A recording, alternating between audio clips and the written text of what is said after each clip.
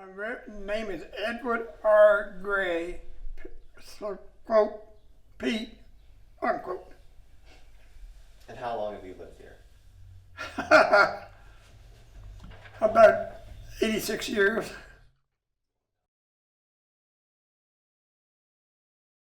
Back in the day, the town only had like, I believe, 500 people in the corporate limits or something, very small. But back in the day, you'd know everybody by first name basis. In the past years, everybody knew each other. They were very much clannish. You could go to the neighbor's house, and before you got home, your parents would know where you've been. You got a spanking, they knew about it.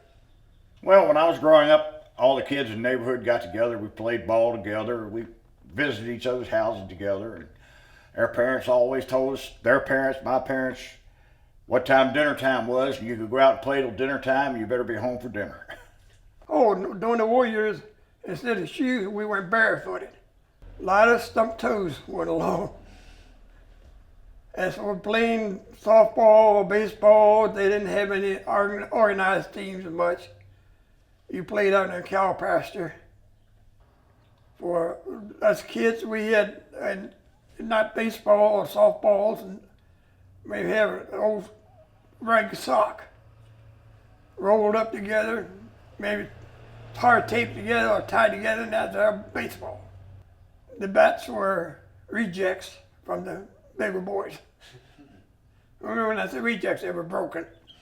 We had farmland, we had orchards, and nobody really complained about crossing their land or going exploring in their land or fishing in their pond. It was pretty much, if you didn't do any destruction or littering, that kind of thing, you pretty much. So in that way, it helped me over my lifespan to learn fishing, hunting, various trees and poisonous plants and so on and so on. As kids, we walked all through the neighborhood. We walked the creek beds around here. We find a nice rock somewhere and may stay a while. We had Harry Harper that's just being restored now. I understand it's going to be an antique shop, but it was Harper's Service Center. And back in the day as a kid, he had a pinball machine in there, and I can't tell you how many wasted quarters I put in his pinball machine over the years growing up, but probably enough to buy it a couple times over. No telephones. We had telephone on a party line system instead of Wi-Fi.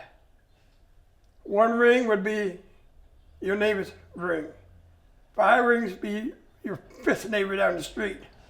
And we had a few people that were listening on all of them. I'm not naming who they are, though. I remember when this building here was Willard Harold's general store. I used to come in here and trade in pop bottles, and they would get 2 cents a bottle. I used to walk along the highways up here and pick up bottles along the road. And that's how I got spending money. As a kid, I'd walk to town, pick up enough pop bottles, and go to the little general store up the street, which was owned by George and Pepper Throckmorton, and they'd cash in my bottles. And I would get us some penny candy there, and I'd come on down to what's called Patterson's Pharmacy. He had a fountain drink dispenser there, and he made the best cherry Cokes I've ever had in my life. It's where Savvy Fair is now. They had movies upstairs. They didn't have somebody come in and pay dime, a nickel or something, watch a movie. Then downstairs in the building was a pharmacy, and the men usually gathered about 6 o'clock at night that were able, and they were play checkers until Dr. Pat ran him out. And to know you're from Round Hill, hopefully you can see it, but this thermometer is from Patterson's Pharmacy back in the day, and I've been treasuring that ever since I've got it. It's a little relic I'll never let go of. My father was one of the founding members of the fire department Really? in 1938. My parents would get the calls for the fire department. My mother would run over and push the siren button on the front of the building while Dad was getting ready. Then after that, years later, they transferred the button to this house where these people lived, and they'd get the calls, and they'd reach out the door and hit the siren button. And then through times, of course, it went to communications and everything, you know, so. Me and my brothers opened up Round Hill, Texaco, repair shop / gas station. At that point in time, it was 3 gas stations in Round Hill: Harbor's, VP, Bobby's, Golf, and Amico, and we were Texaco. Round Hill's always been kind of crazy. I remember the winter of '66 when we had the blizzard here. I don't know if you know about the blizzards of '66 or not. My dad and I, we used to live up past, this was when I was a teenager. We lived past Hill High Orchards up here, and the roads were all drifted shut. And we walked into town here, and the road cut between Hill High then, it was drifted shut. It must have been 10 feet of drifted snow in between. And we walked into town here, and it looked like a ghost town. There was nothing but drifts, and people like my dad and I, we were just, there were people walking all around, but they couldn't go in it. They were just looking at how much snow there was. The road between Round Hill and Percival, for about a week, it was only one lane, and they had made cutouts so people could pass, because the snow blowers had to go through there and open up the road. But that was really something. This was, we were trying to figure it out. It was probably in the 80s, but there was a little dog appeared in town who appeared to be mostly dachshund mix. He was taller than a dachshund should be, and probably a little shorter, but he had the same temperament of a dachshund and stuff. And everybody called him French Fry. And he was a friendly little thing. You'd be walking along, and suddenly French Fry would show up, and he'd walk along with you, and then he'd take off. He was always active up at the school. When there were soccer games going on, he'd greet the various people coming to the soccer games. The kids loved him. He loved the kids. They used to, with the teachers, some teachers leading it, they used to sneak him into the school. That's the one up on the old school up on High Street, on cold winter days, and he'd spend the day in the school. He also would get rides back into town from parents picking up their kids, stuff like that. During the wintertime, he'd probably spend anywhere from 2 days to 2 weeks at various people's houses. So he basically, came and went as he pleased, but everybody liked him. Well, one day he got arrested by the dog catcher. So Marianne and I decided, well, that wasn't right. So we went up and got him out. I think it cost us $28. We put a little cup up at the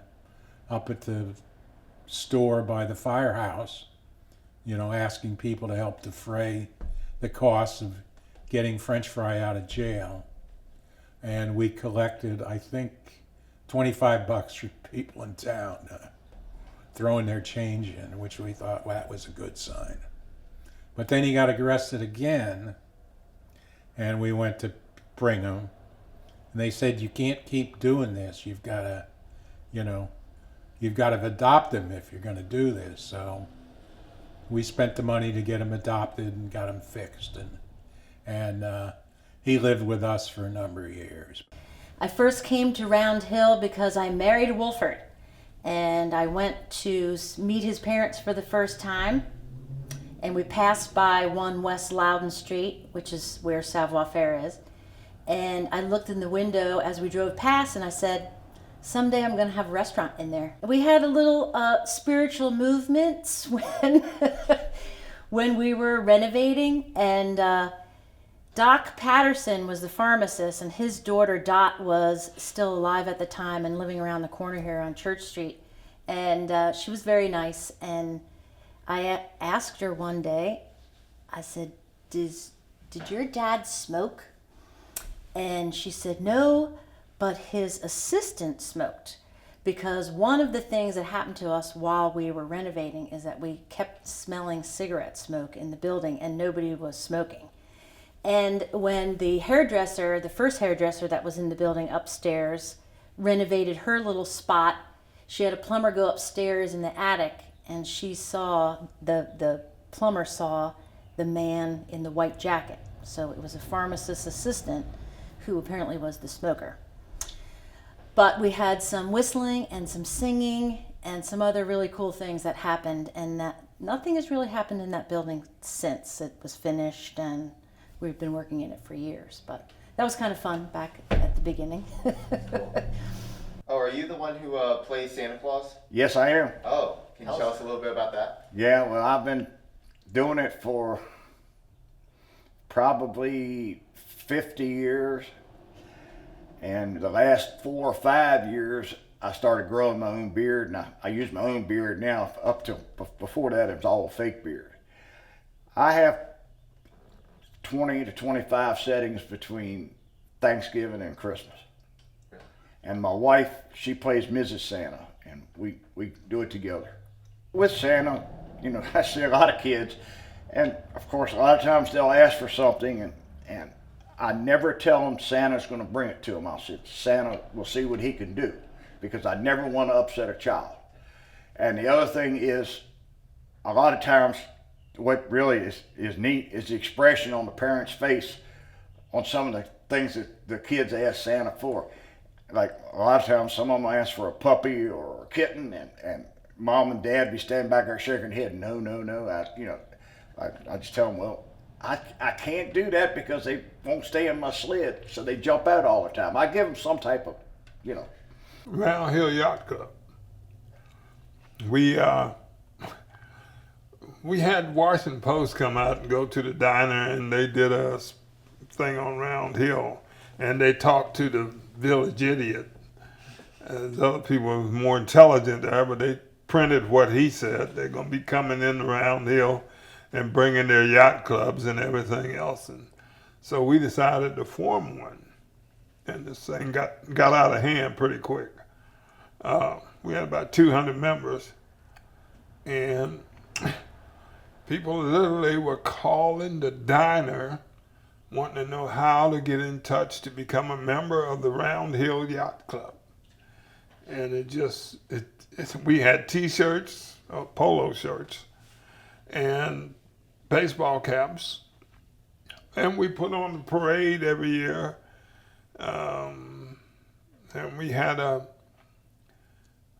boat/car trailer was the SS Round Hill. We also had cards made up, Round Hill Yacht Club, and went down and got them laminated and everything else. And actually, I used mine at the Bethesda Yacht Club. They said, you member of a yacht club? I said, member of Round Hill Yacht Club. And they said, well, you're welcome. Come on in. What kind of boat you got? Round Hill, you're not allowed to have a boat if you're in a yacht club. Not Round Hill Yacht Club. Really. So that was just it. It's hard work and fun. We actually, the only good thing we did, we raised money for social services to feed people and help people. Our local bar at that time was Breezeway Bar and Grill. And we were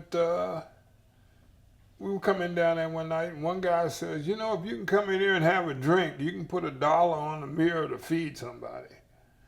And county said, y'all did really good. Y'all come up with almost $2,000.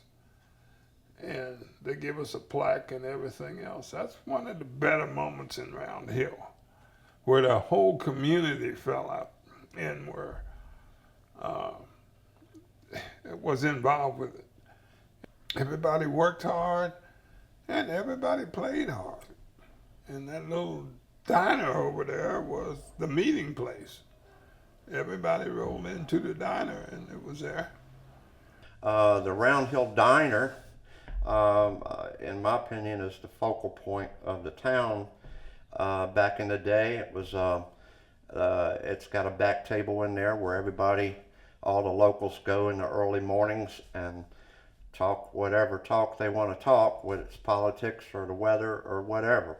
And back in the day, it was mostly farming issues, the weather, and how times has changed. The topics have changed since then. But the back table is still a gathering point for locals who get up early and go in and talk about any subject that may arise. I bought the diner in 2007 from a lady that owned it previously, Joan Ferris. Over the years, I have actually gained my own clientele. I have a lot of regular people.